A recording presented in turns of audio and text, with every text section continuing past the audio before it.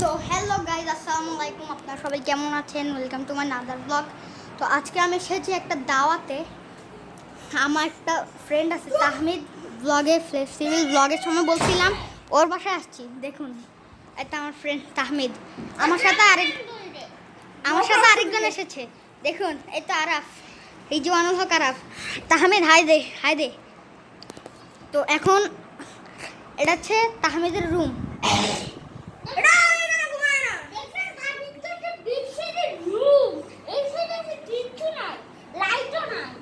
Light আছে তো, উত্তর দেখ। অন্ধ নাকি? অন্ধ তুই? নুব নুব আই তোর ফেস রিভিল করি।